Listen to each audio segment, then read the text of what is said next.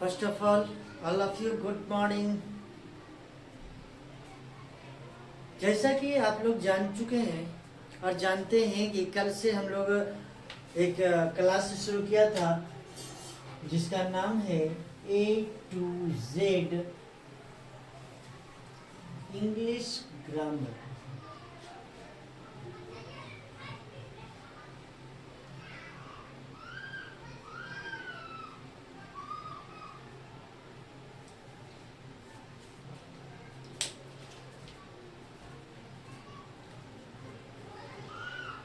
हम लोग जान रहे हैं कि कल से एक क्लास शुरू हुआ A to Z English grammar. हम लोगों ने बहुत कुछ हम लोगों ने पढ़ाई किया। सबसे पहले मैं ये डिस्कस कर लूँ कि कल जो हमने पढ़ा उसके बारे में थोड़ा सा इंट्रोडक्शन कर लेते हैं कि कितना याद है और कितना भूले। आइए, सबसे पहले हम लोगों ने सीखा था लेटर के बारे में। लेटर क्या है, इसका डेफिनेशन क्या है, इसका मतलब क्या है, ये हमने सीखा था कल। लेटर का मतलब होता है पत्र, लेकिन ग्रामर की भाषा में, इंग्लिश ग्रामर में इसे हम लोग पढ़ते हैं अक्षर या वर्ण। हमने पढ़ा था A letter is the smallest unit with the help of which we write an English word. A letter is the smallest unit with the help of which we write an English word. एक बार अपने साथ दोहराते चलिए। हमने पिछला class में पढ़ चुका हूँ कि a letter is the smallest unit with the help of which we write an English word. यानी अक्षर वह सबसे छोटी इकाई है जिसकी मदद से हम लोग अंग्रेजी शब्द लिख सकते हैं, पढ़ सकते हैं। उसके बाद हम लोगों ने सीखा how many kinds of letter. There are 2 kinds of letter. First capital letter, second small letter, यानी बड़ी अक्षर और छोटी अक्षर। उसके बाद हम लोगों ने सीखा वर्ड यानी शब्द। अ group of letters that create some sense. A group of letters that create some sense is called word.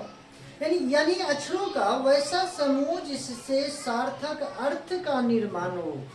अक्षरों का वह समूह जिससे सार्थक अर्थ का निर्माण हो उसे शब्द कहते हैं। जैसा कि एग्जाम्पल भी बताए थे, सपोज दैट पेन का एक मतलब होता है कलम। पेन का माने क्या होता है? कलम। लेकिन अगर वहीं हम पी को EPN अगर कहें तो इसका कोई मतलब नहीं होता, इसलिए इसे हम शब्द नहीं कहेंगे। NPE अगर हम कहेंगे इसका भी कोई सार्थक अर्थ नहीं होता, इसलिए इसे भी हम कोई शब्द नहीं कहेंगे। शब्द तब कहेंगे जब इसका अर्थ निर्माण हो, सार्थक अर्थ जो कि मतलब मानेदार अर्थ हो, उसी को हम क्या कहेंगे? वर्ड कहेंगे। आइए, हम लोगों ने सीखा था इसके बाद sentence. A group of words that create some sense is called sentence. ये हम लोगों ने कल की क्लास में पहले से पढ़ाई कर चुका। सेंटेंस के बारे में सीखे। A group of words that create some sense is called sentence, यानी शब्दों का वैसा समूह जो सार्थक अर्थ का निर्माण करे। हमने एग्जांपल लिया था, एक सी इज गुड गर्ल, वह बहुत अच्छी लड़की है। जहाँ की गर्ल एक शब्द हो गया, गुड शब्द हो गया, इज शब्द हो गया, वर्ड हो गया, और सी भी वर्ड हो गया। तो जब तक कि इसका एक सार्थक सीक्वेंस वाइज वर्ड को सजाएंगे नहीं, तब तक इसका अर्थ नहीं निकलेगा। अगर हम लिख देते हैं गुड इज सी गर्ल। ये चूंकि सार्थक नहीं है, शब्दों का जो सीक्वेंस है वो सही नहीं है, इसलिए ये सेंटेंस नहीं कहलाएगा। सेंटेंस के लिए हम लोगों को चाहिए एक group of words that create some sense is called sentence. आगे हम लोगों ने सीखा फ्रेज के बारे में। फ्रेज के बारे में मुहावरा जिसे कहते हैं, टू और मोर देन टू, टू और more than two words that create new word, यानी दो या दो से अधिक शब्दों का वैसा समूह जो नए अर्थ का निर्माण करे, पहले वाले अर्थ का नहीं, जो नए अर्थ का निर्माण करता है उसी को हम फ्रेज कहते हैं। 2-3 एग्जाम्पल कल मैंने उसको भी दिया था और आप लोगों को ये भी इन्फॉर्म किया था कि जो भी बताया जाए उसे राइट डाउन करते जाए, अपने नोटबुक पे लिखते जाए। जब आप लिखिएगा तो आपका एक नोट्स तैयार हो जाएगा, और चूंकि मैं यहाँ ये कोशिश में लगा रहता हूँ कि आप लोगों को याद होते जाए, हाँ मेरे साथ साथ पढ़ाई के साथ साथ याद होते जाए, इसलिए मैं 2 बार 3 बार जाकर आपको रिवाइज करवाता हूँ। तो मैं ये उम्मीद करता हूँ, ये आशा करता हूँ कि आप साथ में याद करते चले और नोटबुक बनाते जा रहे हैं। उसके बाद हम लोगों ने सीखा था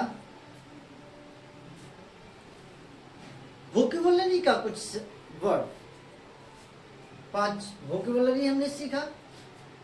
1 वर्ड सब्स्टिट्यूट्स। पहला था one who can neither read nor write। वैसा वह व्यक्ति, वह जो पढ़ लिख नहीं सकता है, उसे क्या कहते हैं? One who can neither read nor write, जो पढ़ नहीं सकता, जो लिख नहीं सकता, उसे क्या कहते हैं? Illiterate। दूसरा हमने सीखा fear of oneself, जो खुद से डरता है उसे क्या कहते हैं? हमने बताया था आउटोफोबी, आउटोफोबी या आउटोफोबिया भी आप कहते हैं। और भी बहुत सारी चीजों ने हम लोगों ने पढ़ा। आज की क्लास मैं शुरू करने जा रहा हूं अल्फाबेट से। अल्फाबेट यानी वर्णमाला, हिंदी ग्रामर के अनुसार हिंदी में इसे वर्णमाला कहते हैं। Alphabet sequence wise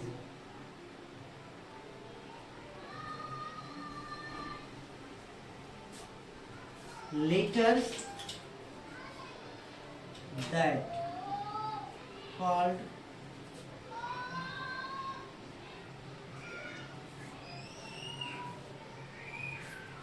alphabet।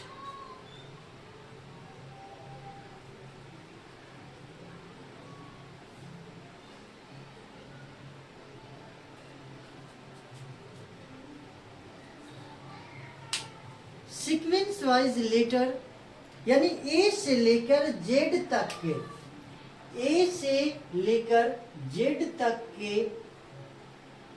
Sequence wise अगर लेटर हो तो उसे ही हम अल्फाबेट कहते हैं।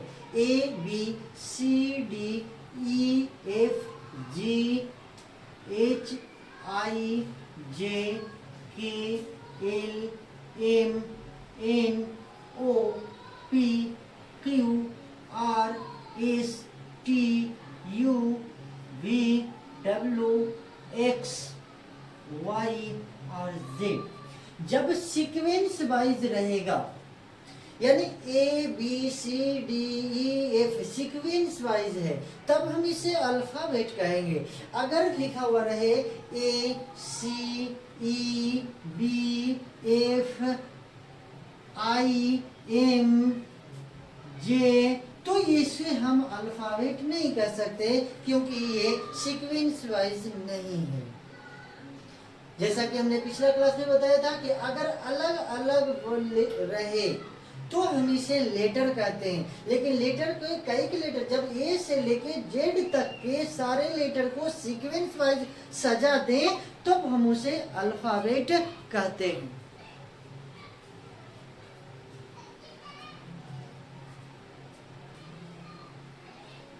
अब हम लोग सीखते हैं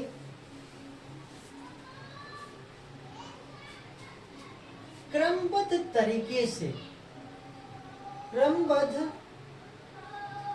अक्षरों के समूह को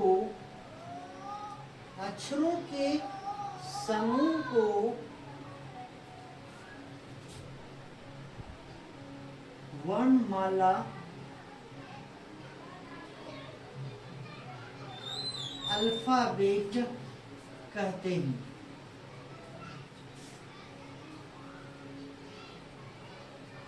क्रमबद्ध, ये चीज ध्यान में रखना है। क्रमबद्ध तरीके से अक्षरों के समूह को वर्णमाला कहते हैं। क्रमबद्ध अक्षरों के समूह को क्या कहते हैं? वर्णमाला कहते हैं। अब चलते हैं, क्वेश्चन उठता है, how many numbers of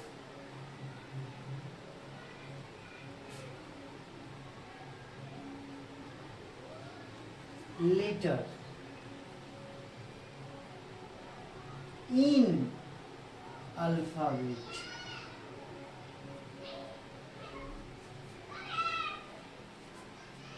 How many numbers of alphabet or numbers of letters in alphabet?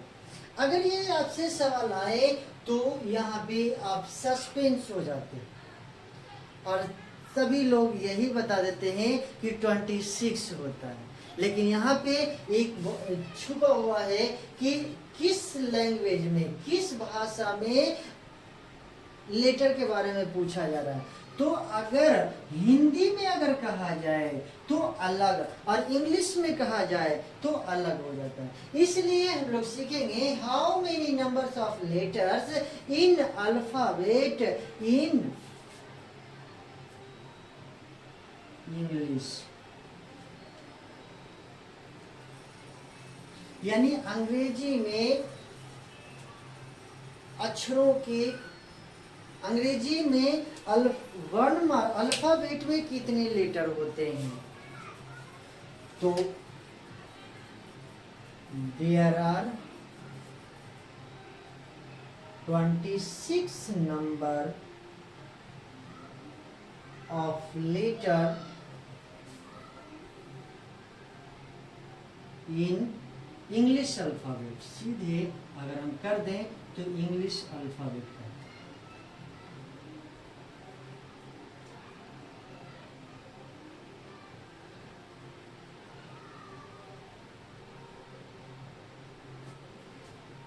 ए से लेके जेड तक। वहीं अगर हिंदी में कहा जाए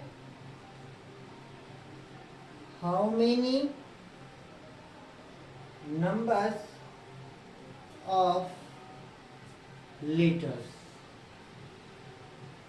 in Hindi alphabet?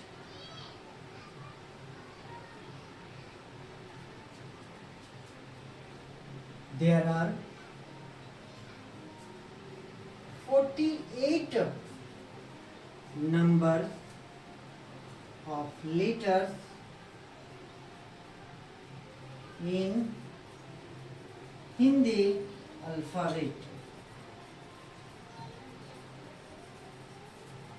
फिर से हमने सीखा sequence wise letters, sequence wise letters that called alphabet, यानी वर्णों के क्रमबद्ध तरीके से लिखे हुए अक्षरों को वर्णमाला कहते हैं। क्रमबद्ध अक्षरों के समूह को वर्णमाला कहते हैं, अल्फाबेट कहते हैं। How many numbers of letters in English alphabet? तो there are 26 numbers of letter in English alphabet. How many numbers of letters in Hindi alphabet? तो there are 48 numbers of letter in Hindi alphabet. अब हम लोग सीखते हैं how many kinds of alphabet.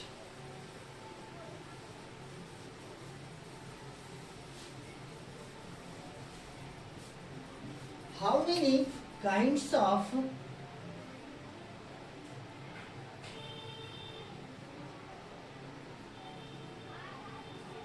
Alphabet, यानी alphabet को कितने भागों में बांटा गया है। अल्फाबेट को कितने भागों में बांटा गया है? तो हम लोग जानते हैं there are 2 kinds of alphabet. Alphabet को 2 भागों में बांटा गया है। First vowel, second consonant. Vowel यानी स्वर वर्ण, कॉन्सोनेंट व्यंजन वर्ण।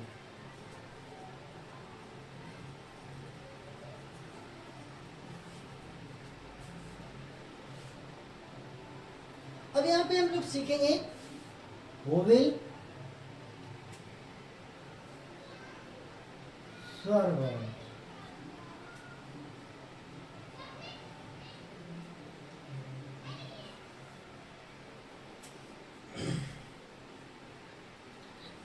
जनरल तरीका से हम लोग सीखे हैं स्वर वर्ण कितना होता है, स्वर वर्ण की संख्या कितनी होती है।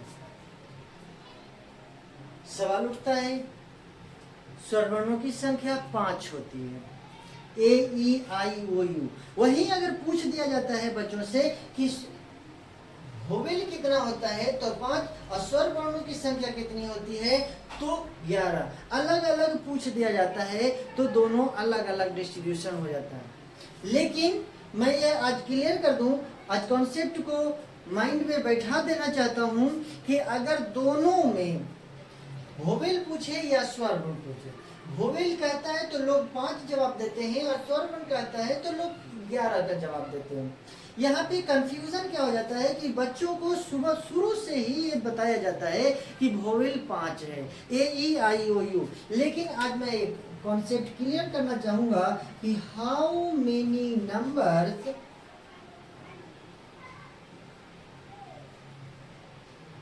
Of vowel. फिर वही बात आ जाता है कि वोवेल कहिए या स्वर वर्ण कहिए। जिस तरह से मैन मतलब आदमी होता है तो आदमी कहिए या मैन कहिए, दोनों का अर्थ तो सेम है ना। उसी तरह से वोवेल कहिए या स्वर वर्ण कहिए, दोनों का अर्थ तो सेम हुआ, माने तो सेम हुआ, तो फिर नंबर अलग अलग कैसे? तो यहाँ पे सिर्फ वोवेल कहना या सिर्फ स्वर वर्ण कहना ये दोनों उचित नहीं होगा। इसलिए इसको हम लोग बोलेंगे how many numbers of vowel in language के साथ, इंग्लिश या हिंदी। अगर इंग्लिश कहते हैं तो यहाँ जवाब आएगा there are 5 number of vowel in English. यानी अंग्रेजी में स्वर वर्णों की संख्या 5 होती है। कौन कौन? ए ई आई ओ यू, ए ई आई ओ और यू। लेकिन अगर वही क्वेश्चन उठता है how many number of vowel in Hindi, यानी हिंदी में स्वर वर्णों की संख्या कितनी होती है, तो इसका सवाल का जवाब होता है देयर आर 11 नंबर्स ऑफ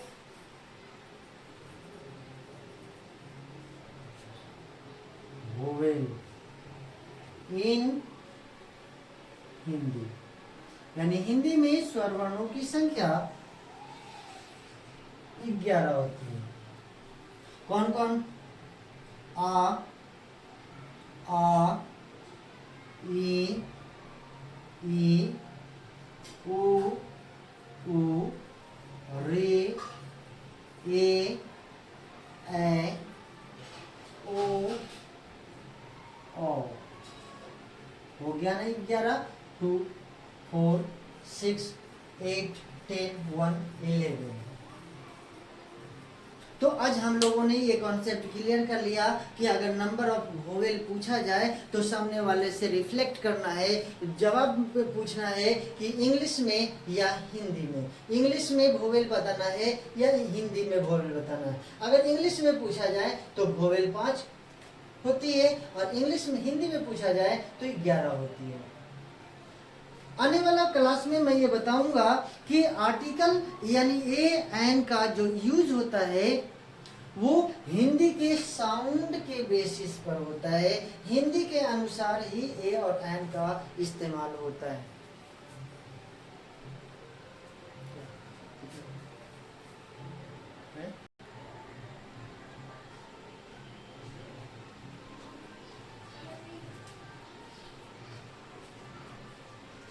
अब हम लोग हम लोग सीखेंगे कॉन्सोनेंट के बारे में।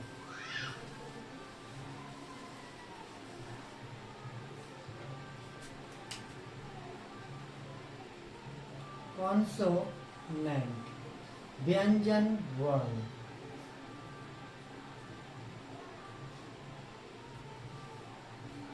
हिंदी व्याकरण के अनुसार वोवेल होता है वैसा वर्ण जिसका उच्चारण में किसी दूसरे वर्ण की सहायता नहीं ली जाती है, उसे वोवेल कहते हैं। कॉन्सोनेंट वैसा वर्ण जिसके उच्चारण में स्वर वर्णों की सहायता ली जाती है। वैसा वर्ण जिसके उच्चारण में, जिसके प्रोनाउंसिएशन में स्वर वर्णों की सहायता ली जाती है, उसे व्यंजन वर्ण कहते हैं। यहाँ भी क्वेश्चन वही उठता है, how many number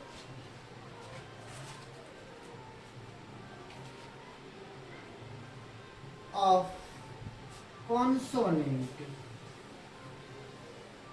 in English। अंग्रेजी में कॉन्सोनेंट की संख्या, व्यंजन वर्णों की संख्या कितनी होती है? तो पढ़ेंगे there are 21 numbers of consonant in English. जाहिर सी बात है कि टोटल अल्फाबेट 26 होता है। 26 में 5 घटा देंगे तो 21 हो जाए। ए, ई, आई, ओ और यू, इन पांच चूंकि वोवेल है, स्वर वर्ण है, तो स्वर वर्ण को हटा दें तो 21 हो जाता है। आगे how many numbers of consonant in Hindi. Hindi में व्यंजन वर्णों की संख्या कितनी होती है? There are 33 numbers of consonant in Hindi।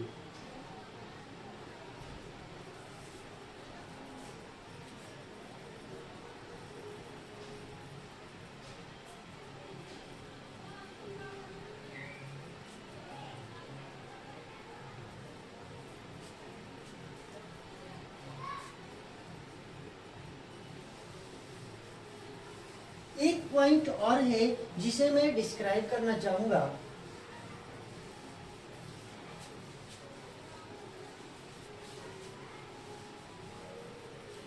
Semi vowel.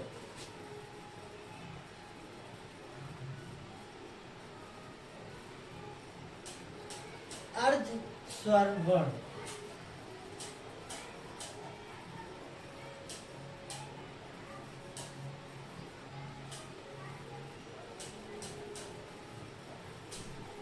वैसा वर्ण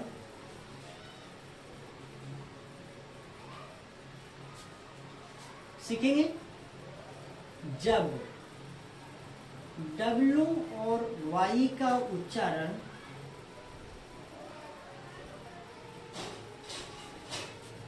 W और Y का उच्चारण स्वर वर्ण की तरह हो। जब W और Y का उच्चारण स्वर वर्ण की तरह हो तो उसे सेमी वोवेल कहते हैं।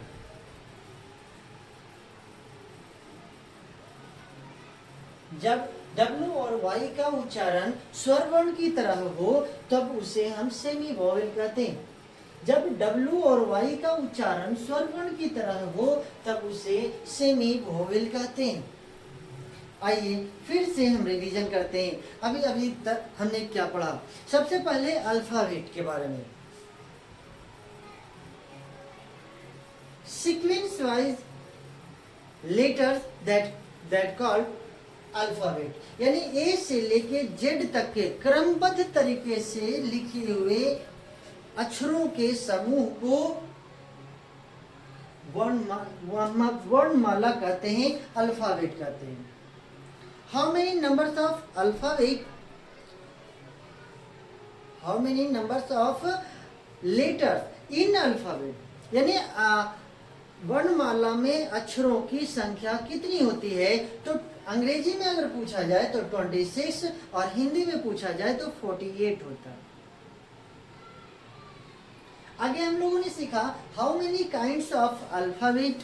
There are 2 kinds of alphabet, vowel and consonant, स्वर वर्ण और व्यंजन वर्ण।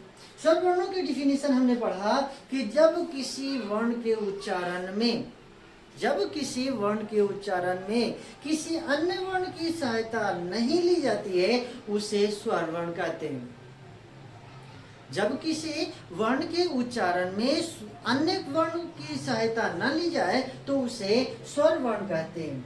हाउ मेनी नंबर ऑफ स्वर वर्ण, यानी वोवेल अगर पूछ दिया जाए तो वहां पे आपसे सवाल करना होगा, आपको सवाल करना होगा कि सर इंग्लिश में या हिंदी में, तो वहां पे बताएंगे how many numbers of vowel in English. तो इंग्लिश में 5 होती है, ए, ई, आई, ओ और you.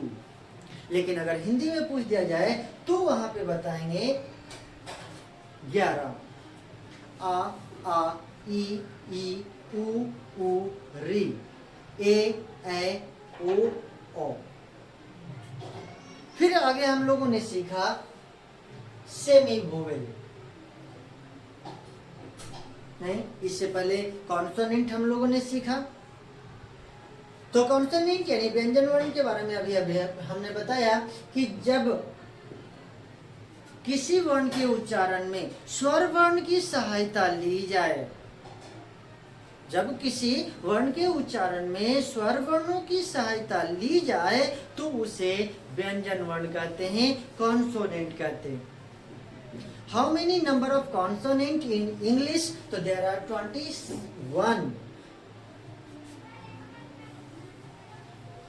There are 21 number of consonant in English. Angrezi में व्यंजन वर्णों की संख्या 21 होती है।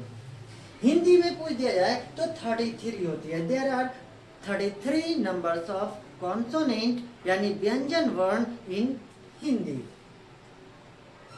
उसके बाद हम लोगों ने सीखा सेमी वोवेल, अर्धस्वर वर्ण। जब W और Y का उच्चारण स्वर वर्ण की तरह हो, जब W और Y का उच्चारण स्वर वर्ण की तरह हो तब उसे सेमी वोवेल कहते हैं, अर्धस्वर वर्ण कहते हैं। आइए अब हम लोग सीखते हैं कुछ vocabulary sentence.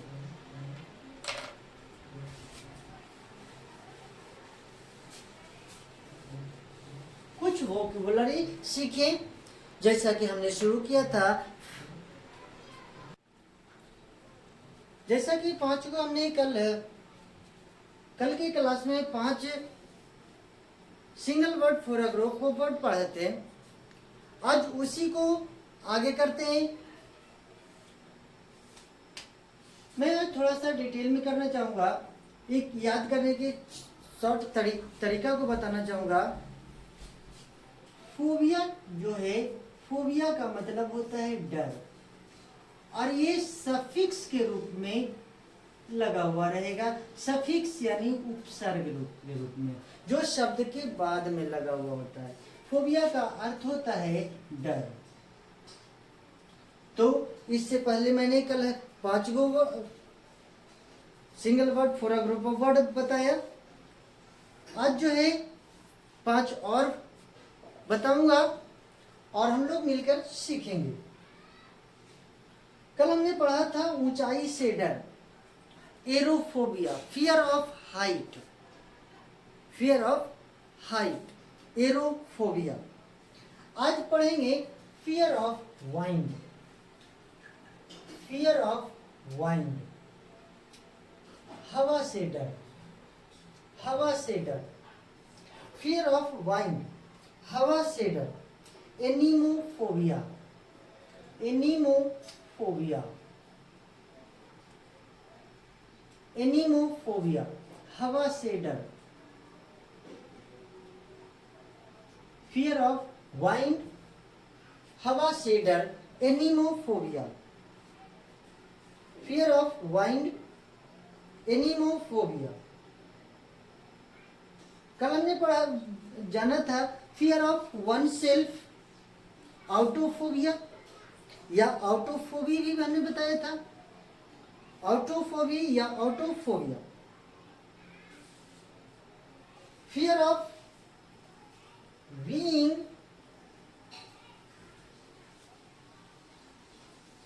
Fear of being in open space, यानी अंतरिक्ष से डर, अंतरिक्ष से डर। एग्राफोबिया, एग्राफोबिया, एग्राफोबिया, अंतरिक्ष से डर।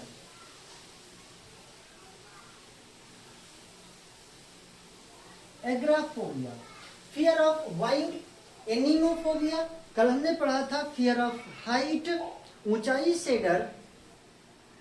आज हम लोगों ने पढ़ा फियर ऑफ वाइंड, एनीमोफोबिया, हवा से डर। Fear of being in open space, अंतरिक्ष से डर, एग्राफोबिया। कल हम लोगों ने पढ़ा fear of oneself, fear of oneself, खुद से डर, autophobia, autophobia. Fear of books, fear of books, किताबों से डर, किताबों से डर। बिब्लियोफोबिया, बिब्लियोफोबिया, किताबों से डर, किताबों से डर। बिब्लियोफोबिया, किताबों से डर, बिब्लियोफोबिया, किताबों से डर। Fear of mirror, fear of mirror, दर्पण से डर, दर्पण से डर। कैटोफोबिया, कैटोट्रोफोबिया, कैटोट्रोफोबिया, दर्पण से डर, दर्पण से डर। फियर ऑफ मिरर्स, कैटोट्रो, कैटोट्रो। अगर पूरा एक बार नहीं उच्चारण हो पा रहा है तो इसको तोड़ तोड़ कर पढ़ेंगे। कैटोट्रोफोबिया, कैटोट्रोफोबिया, कैटोट्रोफोबिया, कैटोट्रोफोबिया, दर्पण से डर। फिर से फियर ऑफ वाइंड, एनीमोफोबिया, हवा से डर, एनीमोफोबिया, हवा से डर, anemophobia. Fear of being in open space, अंतरिक्ष से डर, एग्राफोबिया, अंतरिक्ष से डर एग्राफोबिया। फियर ऑफ बुक्स किताबों से डर बिब्लियोफोबिया। बिब्लियोफोबिया किताबों से डर बिब्लियोफोबिया। किताबों से डर bibliophobia. Fear of books bibliophobia. Fear of being in open space agoraphobia. Fear of being in open space agoraphobia. Fear of wine हवा से डर। Fear of wine anemophobia हवा से डर anemophobia. Fear of mirrors fear of mirrors कैटोप्ट्रोफोबिया दर्पण से डर कैटोप्ट्रोफोबिया। दर्पण से डर कैटोप्ट्रोफोबिया। एक और चलते हैं fear of snow. Fear of snow बर्फ से डर। फियर ऑफ स्नो बर्फ से डर। फियर ऑफ स्नो बर्फ से डर चिनोफोबिया। चिनोफोबिया चिनोफोबिया चिनोफोबिया बर्फ से डर। फियर ऑफ स्नो बर्फ से डर चिनोफोबिया। चिनोफोबिया। 5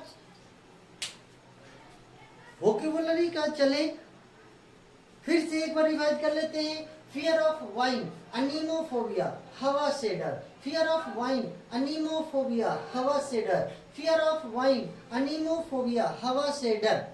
fear of being in open space. Fear of being in open space agoraphobia अंतरिक्ष से डर। Fear of being in open space. Fear of being in open space agoraphobia. Fear of books bibliophobia. Fear of books bibliophobia. Fear of mirrors catoptrophobia. Fear of mirrors catoptrophobia. दर्पण से डर। Fear of snow chinophobia. Fear of snow chinophobia दर्पण से डर। बर्फ चिनोफोबिया बर्फ से डर। बर्फ से डर। Thank you. उम्मीद करते हैं ये 5 करके अगर हम डेली वोकेबुलरी को देखें तो आने वाला वक्त काफ़ी ज़्यादा हो जाएगा और हम लोगों को पता भी नहीं चलेगा और याद भी होते जाएगा। लेकिन तब याद होगा जब हम लोग आपस में मिलकर जुड़कर एक साथ पढ़ाई करेंगे, तब जाकर ये कंप्लीट होने की संभावना है, अन्यथा फिर वही चीज़ रह जाएगा। इसलिए मैं कोशिश करता हूँ कि आप लोग भी मेरे साथ जुड़ करके हमसे संपर्क कर करके और पढ़ाई कीजिए। अगर वीडियो में अगर पढ़ाई हुई बातें कुछ समझ में ना आए तो हमसे जुड़ें, हमसे संपर्क करें। Thank you.